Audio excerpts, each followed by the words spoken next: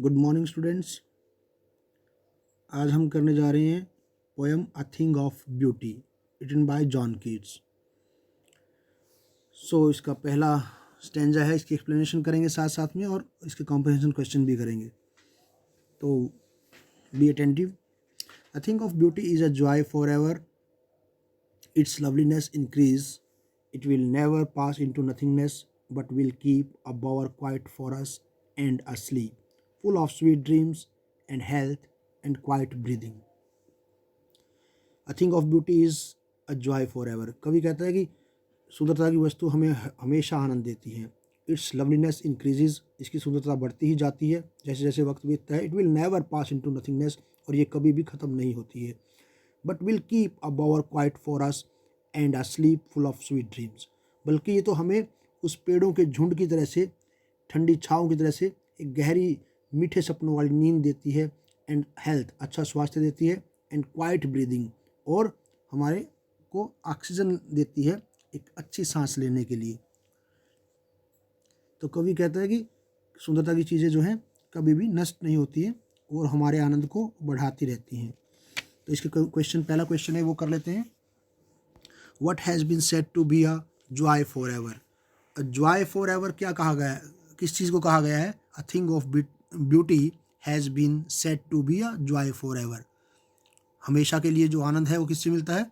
सुंदरता की वस्तु से। A thing of beauty has been said to be a joy forever. Next question देखिए। Does a beautiful thing lose its beauty? No. A beautiful thing never loses its beauty. Its loveliness increases day after day as we see it. कहता है कि इसकी कभी भी जो है ख़त्म नहीं होती है, बल्कि इसकी सुंदरता बढ़ती जाती है दिन प्रतिदिन। ये ऊपर दिया भी है फर्स्ट लाइन में। Third question, what has a thing of beauty been compare to? किससे कंपेयर की गई है? एक सुंदर वस्तु की तुलना किससे की गई है? It has been compare to a quiet bower. एक कुंज से की गई है, एक पेड़ों के झुंड से की गई है जो हमें शीतलता प्रदान करता है।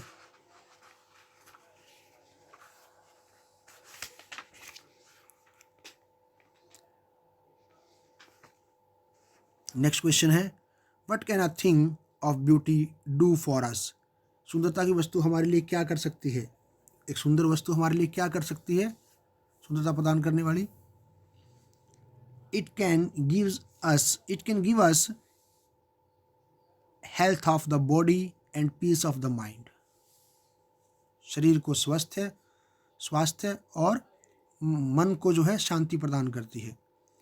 A thing of beauty is a joy for ever, how? Fifth question देखिए। भाई एक सुंदर वस्तु जो है वो हमेशा आनंद प्रदान करती है, कैसे? A thing of beauty leaves a permanent impression on our mind. हमारे दिमाग पर एक स्थायी प्रभाव छोड़ती है सुंदर वस्तु। It stays in our imagination for ever. ये हमारी कल्पना में हमेशा जीवित रहती है, हमेशा बनी रहती है। आपकी जो भी स्वीट मेमोरीज होती हैं, आप जब भी उनको याद करते हैं तो आपको हमेशा खुशी मिलती है। जो भी आपने सुंदर वस्तु देखी हो और आपको ध्यान आ जाए तो हमेशा वो आपको खुशी देती है। नेक्स्ट स्टेंजा देखिए। Therefore on every morrow are we reading a flowery band to bind us to the earth, spite of despondence, of inhuman dearth, of noble nature, of gloomy days. क्या कहता है कि यहाँ पे धरती पे स्पाइट ऑफ डेस्पोडेंस, इतनी निराशा है, ऑफ इनह्यूमन डर्थ, अच्छे आदमियों की कमी है, Nobel nature, of gloomy days, चारों तरफ निराशा ही निराशा है, अंधकार ही अंधकार है, आगे का रास्ता जो है क्लियर नहीं है, सब अस्पष्टता है, सब कुछ जो है निराशाजनक है।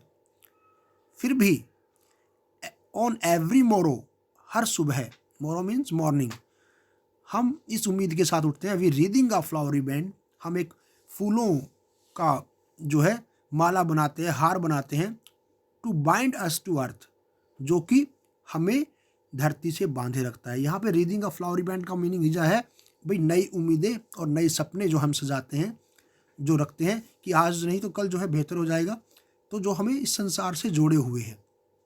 बेशक यहाँ पे निराशा हो, बेशक यहाँ पे अंधकार हो, सब कुछ है, लेकिन हम सुबह उठ के हर रोज़ एक अच्छे दिन की कल्पना करते हैं, एक फ्लावरी बैंड जो है अपने लिए फूलों का गुलदस्ता सजाते हैं ताकि आज का दिन हमारा अच्छा बीते। ये कल्पना होती है, हर इंसान की उम्मीद होती है। तो क्वेश्चन देखिए, name the poem and the poet, ये एक कॉमन क्वेश्चन है। सेकंड क्वेश्चन देखिए, what binds us to the earth, धरती से हमें क्या बांधे रखता है? A thing of beauty binds us to the earth. What dearth does the poet talk of, किस व्हाट जो डर्थ कमी की बात करता है वो किस चीज़ की बात करता है यहाँ पे? It is the dearth of noble natures, अच्छे इंसानों की कमी है, अच्छे व्यक्तियों की कमी है।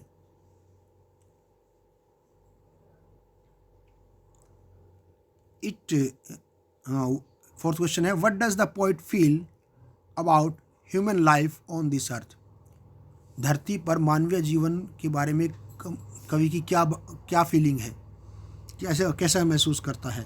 He thinks human life is a tale of constant sorrow and gloom, वो समझता है कि मानवीय जीवन जो है वो कांस्टेंट, लगातार दुखों की, सोरो और ग्लूम, निराशा की जो है वो एक कहानी है। He thinks human life is a tale of constant sorrow and gloom. Third stanza देखिए, of all the unhealthy and o'er darkened ways made for our searching, yes, in spite of all, some shape of beauty moves away the pall from our dark spirit। ये पिछला जो stanza गया है उसी का आगे का पार्ट है।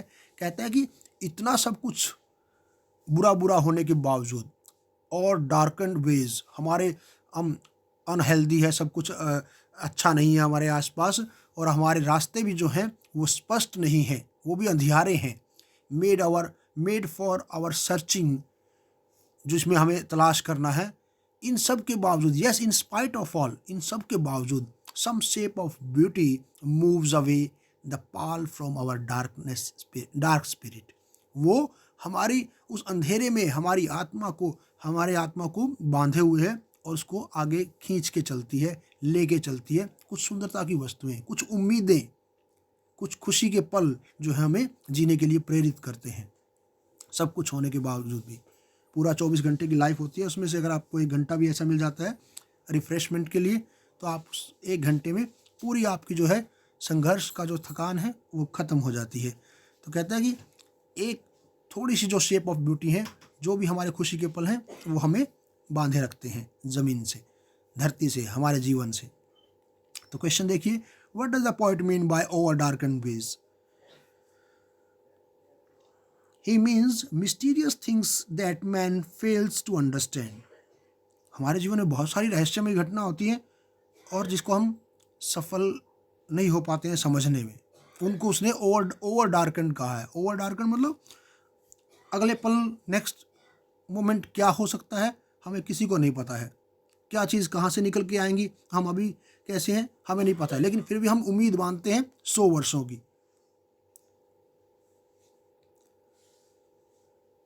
अगला क्वेश्चन देखिए, what does all refer to in the phrase in spite of all? In spite of all में ऑल का मतलब क्या है?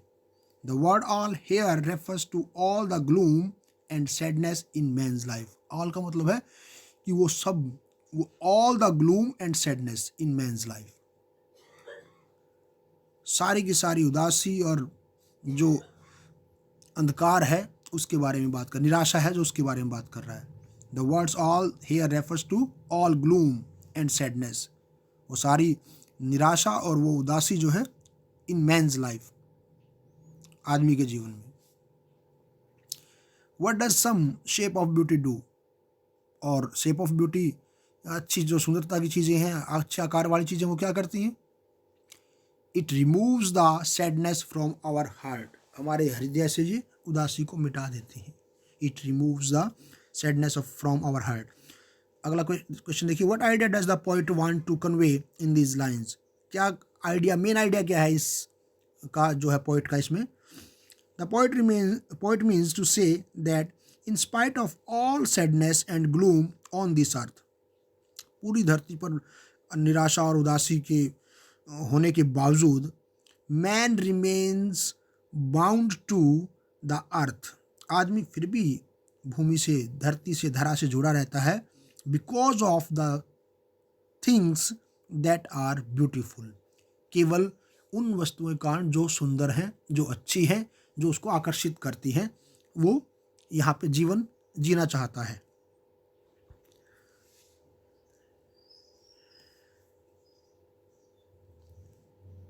Such the sun, the moon, trees old and young sprouting a shady boons for simple sheep, and such are daffodils with a green world they live in। ये अगली poem, इसका stanza है जो पोएम का, कहता है कि इसमें चीज़ें बताइए, उसमें सुंदरता की चीज़ें कौन कौन सी हैं, और वो जो हमेशा धरती पे रहने वाली हैं, सूरज, चांद, पेड़ जो छोटे बड़े हैं, ठीक है ना, और वो जो छायादार जगह बनाते हैं, स्प्राउटिंग अ शैडी बूंस, ठीक है, वो हमारे लिए एक वरदान का काम है। For simple sheep, simple sheep का मतलब यहाँ पे है आम आदमी। And such are daffodils with white green world they live in, और हरे भरे संसार में ये डैफोडिल्स के समान है। तो इसमें जो है आप इसके स्टेंजास को देखिए, क्वेश्चंस को। What does the poet say about the sun and the moon, उसके बारे में क्या कहता है। He says they are thing of beauty, वो सुंदरता की वस्तुएं हैं। What do the trees do, पेड़ क्या करते हैं। They give shade for the gentle sheep, और सिंपल शीप और जेंटल शीप को, वो शीप भेड़ होती है वैसे तो, लेकिन यहाँ पे इसने ऑर्डिनरी पीपल के लिए जो है ये यूज़ किया है, उनको छाया प्रदान करते हैं, मतलब इनोसेंट पीपल।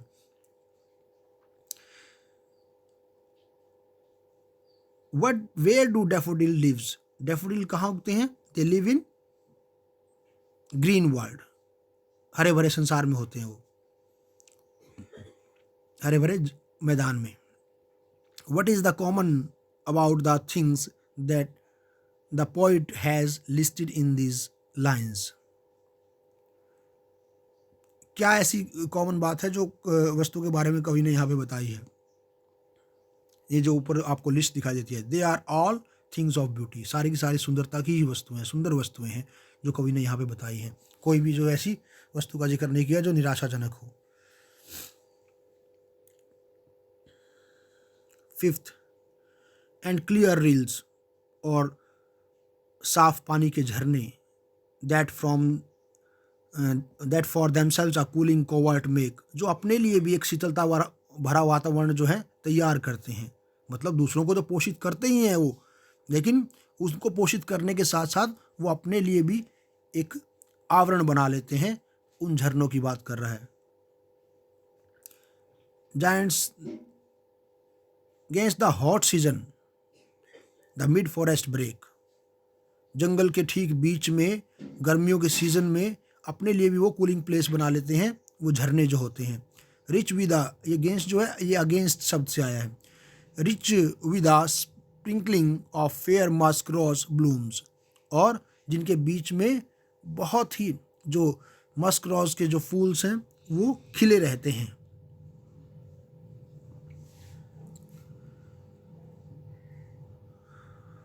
पैसेज का इसका वो देखिए, क्वेश्चन देखिए।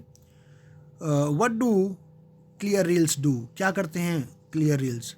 दे make for themselves a cooling covert, वो अपने लिए एक ठंडा छुपने का स्थान बना लेते हैं। जहाँ पे झरने होते हैं, जहाँ पे तालाब होते हैं, उसके आसपास पेड़ हो जाते हैं, और पेड़ की छाया में वो जल जो है ठंडा रहता है और इवेपोरेशन से बचता है, वाष्पीकरण से।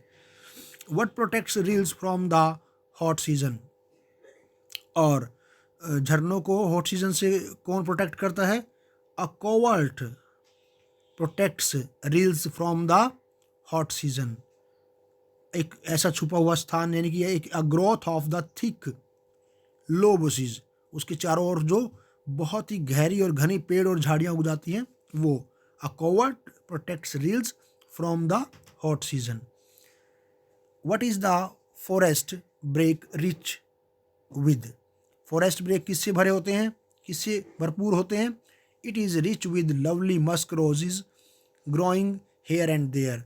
जो यहाँ वहाँ मस्क रोजेज होते हैं उससे जो खिलते हैं वो, उससे वो जो है भरपूर होते हैं, बहुत प्यारे लगते हैं। Explain a sprinkling of fair musk rose blossoms. Lovely musk roses are growing here. Answer देखिए, lovely musk roses are growing here and there among the forest brake making it look very beautiful. इसका meaning क्या है कि जो यहाँ वहाँ Musk roses खिले हुए हैं जंगल के बीचों बीच, वो उसको बहुत सुंदर बनाते हैं, वो बहुत सुंदर लगते हैं वहाँ पे। और इसका लास्ट स्टेंजा है वो देखिए आप। And such too is the grandeur of doomsday we have imagined for our mighty dead, all lovely tales that we have heard or read। कहता है कि जो भी माइटी डेड, जो हमारे पूर्वज हैं जो मर गए हैं, बहुत शक्तिशाली रहे होंगे, वो शारीरिक रूप से बहुत रहे होंगे, भव्य रहे होंगे, वो भी एक दिन जो है उनका भी जो है, उनका भी एक दिन तो धरती से जाना ही पड़ता है, उनका भी एक दिन अंतिम दिन आता है, वो भव्य दिन। लेकिन हम उनको याद करते हैं, कैसे याद करते हैं? जो उन्होंने अच्छा किया है, जो अच्छे काम किए हैं, जो उन्होंने अच्छा दिया है। ऑल लवली टेल्स, उन कहानियों के ज़रिए से, उन जो हमने सुनी हैं या कहीं उनके बारे में पढ़ी हैं।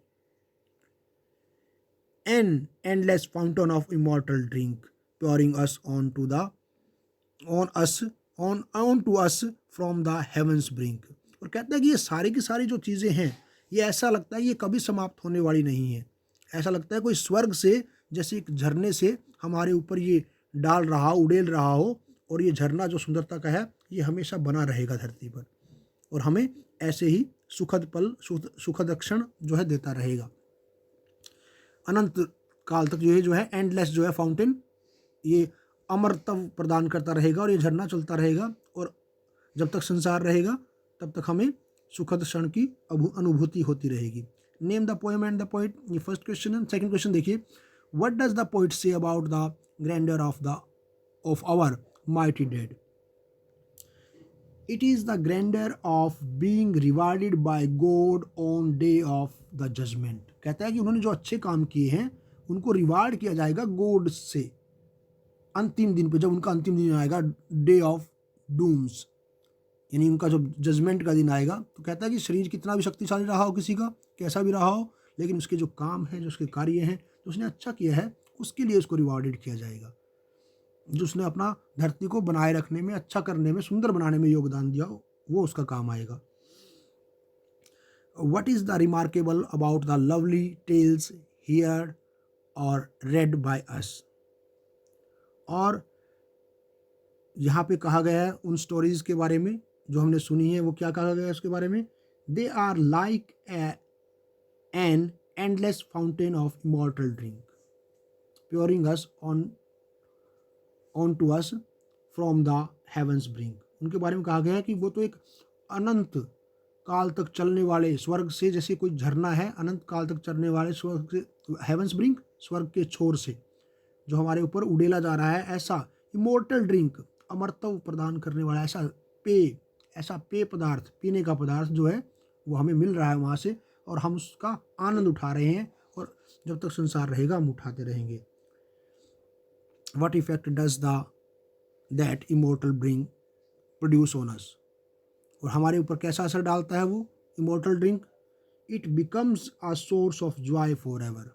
ये एक अनंत, हमेशा के लिए, ऑलवेज जो है आनंद का स्रोत रहेगा हमारे लिए। ये जो है इमॉर्टल ड्रिंक है।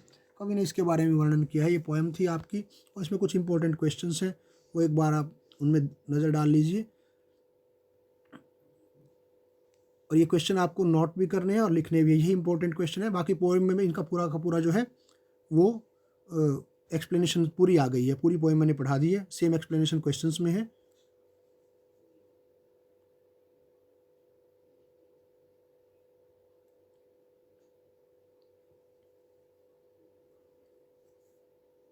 ये नोटबुक में आप नोट कर लीजिए, बहुत इंपॉर्टेंट क्वेश्चन है। अगर किसी के पास हेल्प बुक नहीं भी है तो भी इससे काम चल जाएगा आपका।